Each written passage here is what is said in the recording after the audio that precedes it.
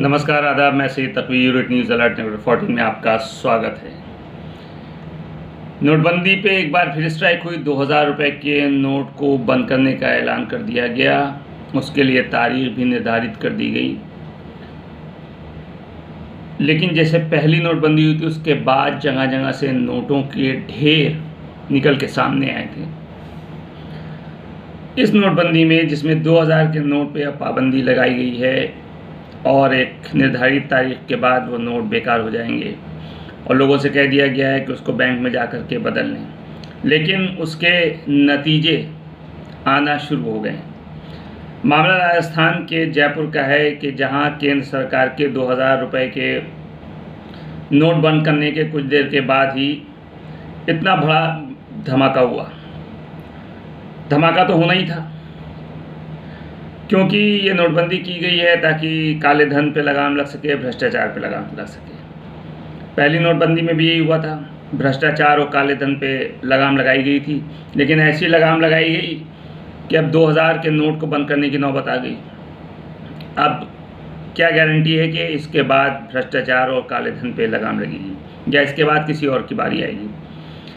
लेकिन राजस्थान के जयपुर का मामला इतना बड़ा था कि सरकार के सीनियर आईएएस और आईपीएस ऑफिसर्स को रात को ही मीडिया बुलानी पड़ी।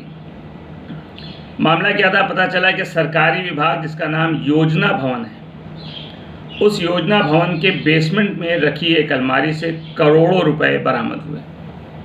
जी हाँ, वही गुलाबी नोट जो इंसान को बहुत भाता है, वही करोड़ों रुपए की शक्ल में बरामद हुए। अब सवाल ये पैसा किसका है, इसके बारे में किसी को वहाँ पे जानकारी नहीं है।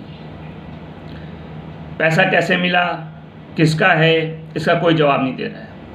लेकिन एक जवाब ये है कि वहाँ के एक कर्मचारी ने एक पुरानी फाइल निकालने के लिए बंद अलमारी को खोला तो वहाँ से रुपए के ढेर बरामद हुए। ये रुपए करीब 2 करोड़ 31 लाख रुपए कैश थे और 1 किलो सोना था। 2 करोड़ 31 लाख कैश में से अधिकतर 2000 रुपये के गुलाबी नोट थे।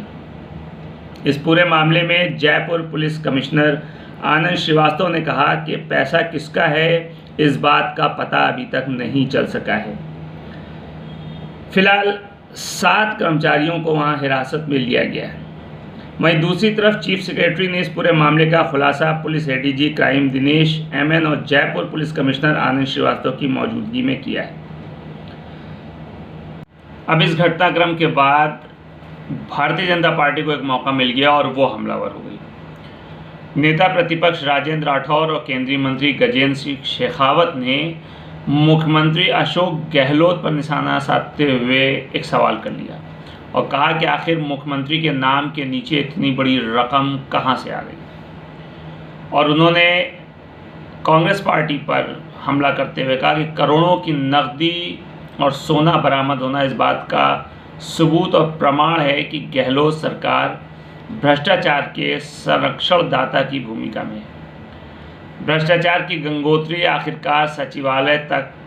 नेता प्रतिपक्ष राजेंद्र राठौर ने ट्वीट करके ये बात कही कि गंगोत्री आखिरकार सचिवालय तक पहुंच गई और ये भी कहा कि इसके लिए मुख्यमंत्री को जवाब देना चाहिए। लेकिन शायद नेता प्रतिपक्ष राजेंद्र राठौर ये भूल गए कि ये भ्रष्टाचार की गंगोत्री जिसका वो जिक्र कर रहे हैं, उस गंगोत्री में डुबकी लगाने वालों में विजय माल्या भी हैं, मेहुल चौकसी भी हैं, नीरव मोदी भी हैं, अडानी भी हैं और कई तमाम ऐसे जो नाम हैं जो इस भ्रष्टाचार की गंगोत्री में गोते और डुबकी लगाते हुए उस पार हो गए, यानी देश के बाहर चले गए।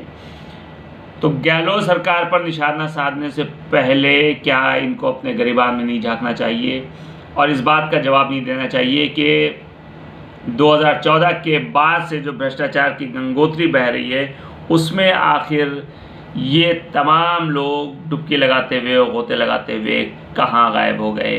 बहरहाल 2000 रुपए पर पाबंदी लगाने के बाद, 2000 रुपए की नोट को चलन से बाहर करने के आदेश के बाद अब इस तरह के हादसात, वाक़यात शायद गाए बगाए हमारी नज़रों के सामने आते रहेंगे।